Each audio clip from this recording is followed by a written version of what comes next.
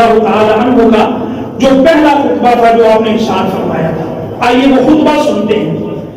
جامع احمد صلی اللہ تعالی علیہ وآلہ وسلم کے بعد مثال کے ہم دو ثنا بیان کرنے کے بعد جناب صدیق اکبر رضی اللہ تعالی عنہ کے الفاظ سنیے گا، کتنے خوبصورت الفاظ ہیں اور کس قدر جس طرح سمندر کو کوزے میں بند کرنے کے مترادف ہے وہ الفاظ کے جناب صدیق اکبر رضی اللہ تعالی عنہ کے نظام بنانے کے حوالے سے کہ حکمران کو کیسا ہونا چاہیے، کون سی کیٹیگری اس کے اندر، کون سی صفات اس کے اندر ہونی چاہیے کہ وہ حکمران بننے کے قابل ہو، جو نظام کو اسلامی اقدار اور اسلامی تعلیمات کے مطابق چلانے کے حامل ہو، وہ کیسا ہونا چاہیے، اس کا کردار کیسا ہونا چاہیے۔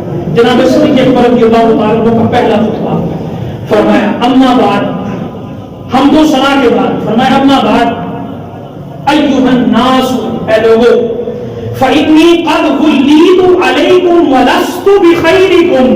پہلا جملہ اتنا خوبصورت ہے کہ اس کی خوبصورتی کا اندازہ نہیں لگایا جا سکتا، اور اتنا جامع الفاظ ہیں، یہ اتنے خوبصورت الفاظ ہیں جناب صدیق اکبر رضی اللہ تعالی عنہ کی۔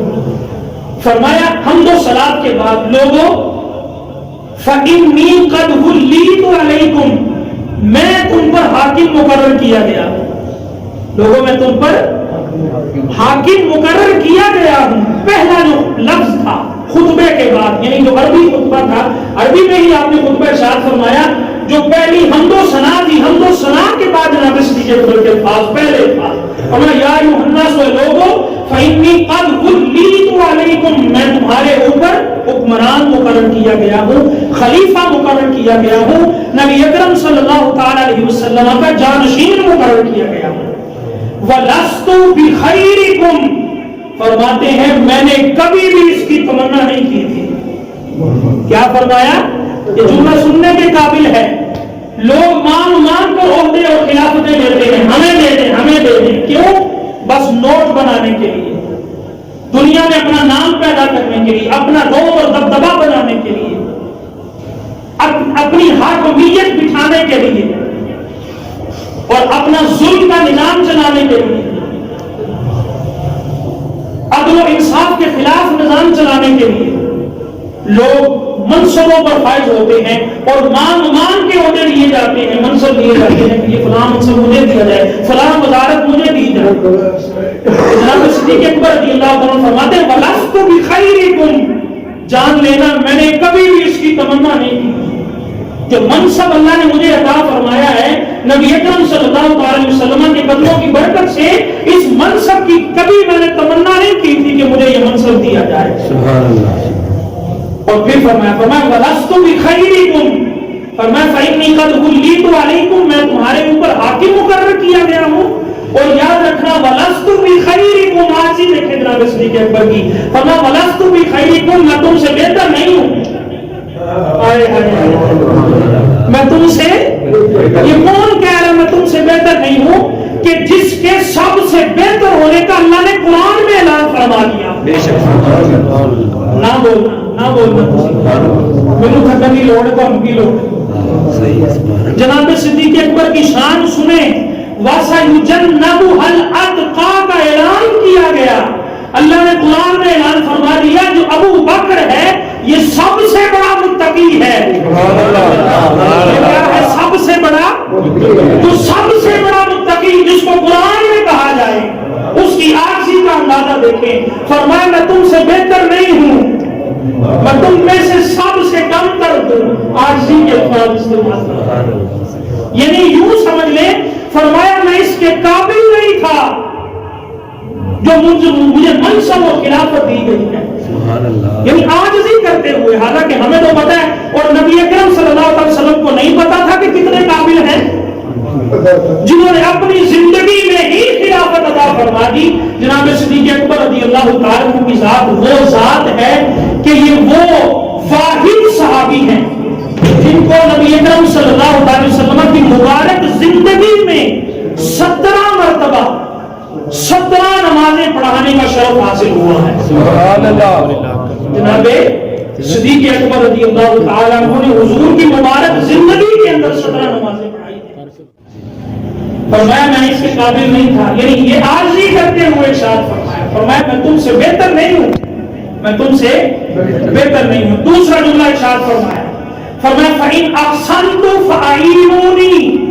یہ بڑا خوبصورت جملہ ہے اور اس جملے کو ہمیں اپنی زندگی کا حصہ بنانا چاہیے، اپنی زندگی کا حصہ بنانا چاہیے۔ کیا جملہ ہے؟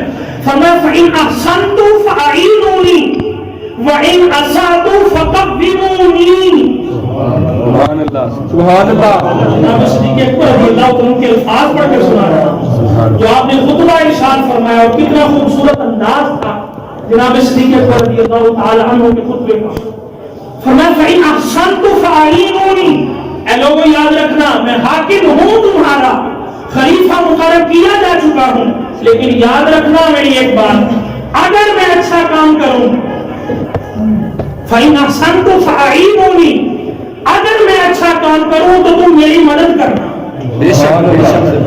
اگر میں اچھا کام کروں تو تم میری مدد کرنا اور میری پیروی کرنا۔ فرمایا وَإِنْ أَسَأْتُ فَقَوِّمُونِي، اور اگر بالفرض مجھ سے برا کام ہو جائے تو مجھے اگر میں راہ راست سے ہٹ جاؤں تو مجھے سیدھا راستہ بھی تم لوگوں نے عاجزی ہے یاد جناب صدیق۔ نعرہ تکبیر، نعرہ رسالت، نعرہ حیدری، عظمت صحابہ۔ جناب صدیق اکبر رضی اللہ عنہ کی عاجزی کا عالم دیکھیں، جنہیں سب سے بڑا متقی اور پرہیزگار کا ٹائٹل قرآن نے عطا کیا۔ یہ ٹائٹل قرآن نے عطا کیا ہو کہ سب سے بڑا متقی صدیق اکبر ہے۔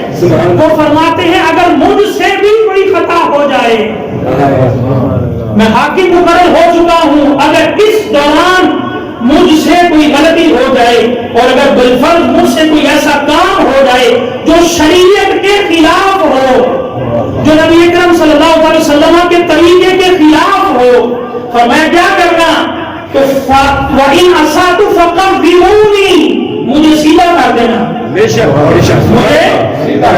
فرمایا اگر اچھا کام کروں تو میری مدد کرنا، اور اگر مجھ سے کوئی خلاف شریعت کام ہو جائے تو یاد رکھنا اس میں میری مدد نہ کرنا بلکہ مجھے سیدھے راستے کی طرف گامزن کرنا اور ہدایت کرنا۔ سبحان اللہ۔ صحابہ کرام کو جناب صدیق اکبر خطبہ ارشاد فرما رہے ہیں کہ لوگوں یاد رکھنا، یہ نہ سمجھنا کہ اب میں حاکم مقرر ہو چکا ہوں، اب جو ظلم اور زیادتی کرتا ہے وہ کوئی پوچھنے والا نہیں ہے۔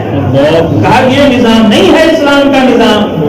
اسلام کا نظام یہ ہے کہ اگر حاکم درست کرے تو اس کی مدد کرو، بے شک اگر شریعت و سنت کے مطابق کوئی نظام قائم کیا جائے تو اس میں حاکم کے مددگار بنو، اور اگر شریعت سے ٹکراتا ہوا کوئی نظام قائم کیا جائے تو اس کا حصہ نہ بنو بلکہ اس کی مخالفت کرو، بے شک اس کی کیا کرو، حکمران تک یہ پیغام پہنچاؤ کہ تم یہ شریعت سے ٹکرا رہے ہو، شریعت کے خلاف کام کر رہے ہو، بے شک یہ عوام کا کام ہے، یہ ذمہ داری بتائی جا رہی ہے عوام کی جناب صدیق اکبر رضی اللہ عنہ۔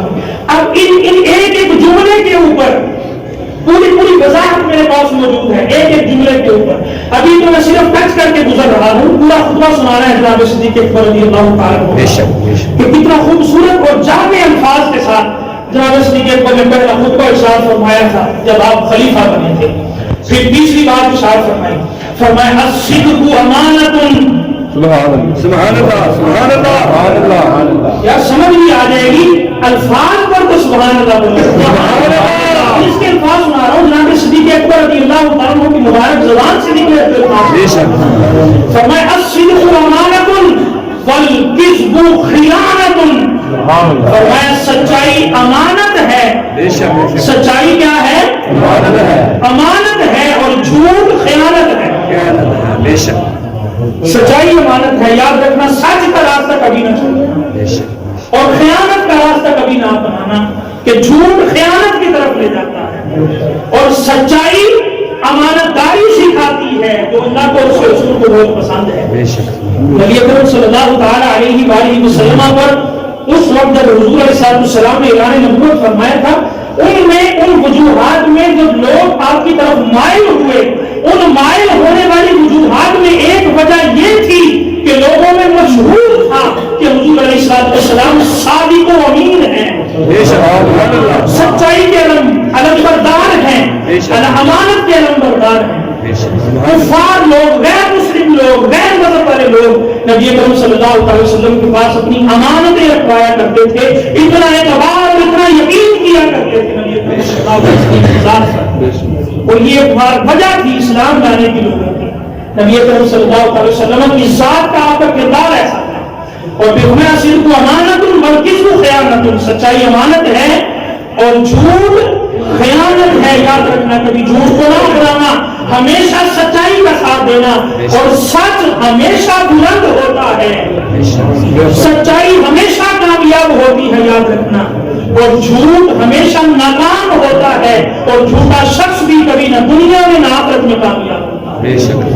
یہ خوبصورت الفاظ ہیں جناب صدیق اکبر رضی اللہ تعالیٰ کو پہلے خطبے تھے، اور پھر فرمایا یہ بڑا خوبصورت جملہ ہے، یہ سنیں گے نا ہمیں پتہ چلے گا کہ ہمارا نظام کیا ہے، اور جناب صدیق اکبر رضی اللہ تعالیٰ نے 2.5 سال کے عرصے میں کیسا خوبصورت نظام قائم کر کے اسلام کو عطا فرمایا، کتنا بڑا احسان ہے امت پر جناب صدیق اکبر رضی اللہ تعالیٰ کا۔ حضور علیہ السلام نے فرمایا سب کے احسان کا بدلہ میں دنیا میں چکا دیا۔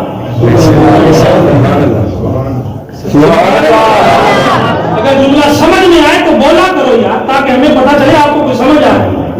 میں ایسی خالی للکار کر چلا جاؤں اور آپ کو کسی بات کی سمجھ نہ آئے تو فائدہ کیا میرے بولنے کا؟ کیا فرمایا کہ میں نے سب کا بدلہ چکا دیا ہے، سب کے احسان کا، مگر ابو بکر کے احسان کا بدلہ اللہ قیامت والے دن ابو بکر کو عطا فرمائے۔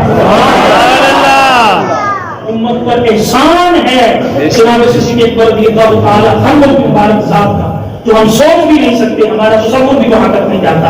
اور یہ خوبصورت الفاظ سنیے جناب صدیق اکبر رضی اللہ تعالیٰ عنہ کی، فرمایا وَالضَّعِيفُ فِيكُمْ قَوِيٌّ عِندِي حَتَّى أُرِيحَ عَلَيْهِ حَقَّهُ إِنْ شَاءَ اللَّهُ وَالْقَوِيُّ فِيكُمْ ضَعِيفٌ عِندِي حَتَّى أَخَذَ الْحَقَّ مِنْهُ إِنْ شَاءَ اللَّهُ۔